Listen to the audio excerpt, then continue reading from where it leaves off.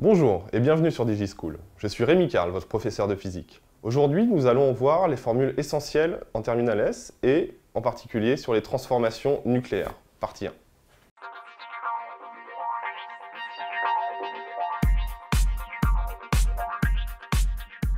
Tout d'abord, l'atome. L'atome, c'est la particule élémentaire de la matière, c'est-à-dire que c'est le plus petit élément que l'on peut retrouver dans la matière. L'atome, comme on le voit d'habitude en terminale, ça sera l'atome sous ce modèle-là, qu'on appelle modèle planétaire ou de Rutherford, donc qui considère que le noyau est un amas central de nucléons, donc de neutrons et de protons, et ensuite les électrons gravitent, comme la Lune autour de la Terre, autour de ce noyau.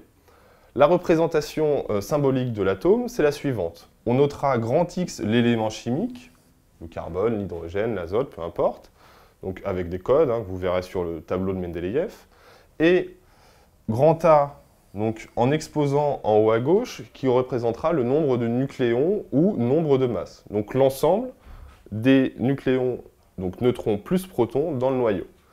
Et grand Z ici, qui sera le numéro atomique ou le nombre de charges.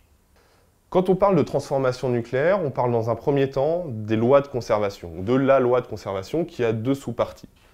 Donc qu'est-ce qu'elles nous disent, ces lois de conservation? Donc, comme toujours en physique, elles nous disent que les choses ne disparaissent pas, ne se créent pas, mais se transforment uniquement. Donc la loi de conservation, comment on peut la citer?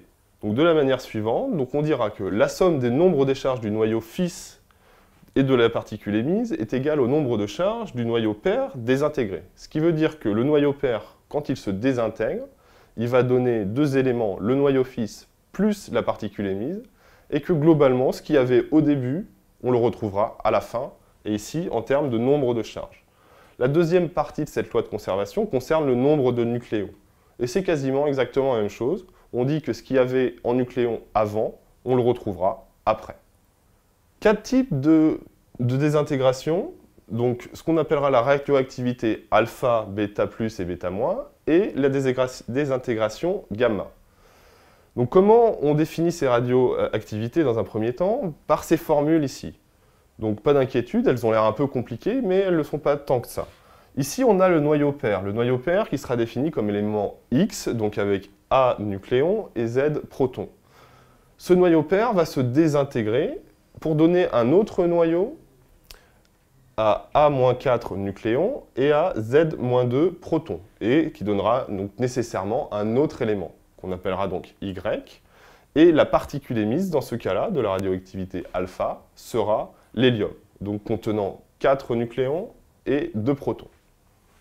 Maintenant, la radioactivité bêta plus, du coup, ça sera un noyau pair, donc X à Z, qui va donner un noyau fils, donc Y à Z plus 1, plus un électron, donc E 0 moins 1, donc une charge positive. Et ensuite la radioactivité bêta point, donc ça sera un noyau AXZ, qui va donner un noyau fils AZ-1, plus un positon, donc E0 plus 1. Et enfin, la désintégration gamma, qui elle part d'un noyau excité, donc Y étoile à Z, et qui va nous donner un noyau fils Y à Z, plus un rayonnement gamma, la particule, que je note comme ceci. Maintenant, la loi de décroissance radioactive. Alors, qu'est-ce que nous dit cette loi exactement?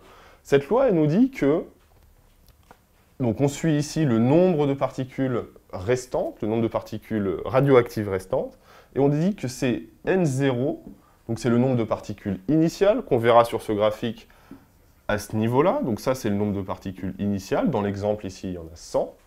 Et ensuite, qu'on va multiplier par un exponentiel décroissant. Cet exponentiel décroissant nous dit qu'il y a de moins en moins de particules et relativement rapidement. Cette exponentielle décroissante, elle est définie comme étant exponentielle de moins lambda, donc ici, qui est la constante radioactive, qui a une unité S-1, donc seconde-1, et multiplié par le temps, qui est notre variable et qui est en secondes. On constatera d'ailleurs que ce qu'il y a dans l'exponentielle, et ceci est assez général, le produit lambda fois t sera sans dimension, nécessairement, dans les exponentielles, les logarithmes, les cosinus et les sinus.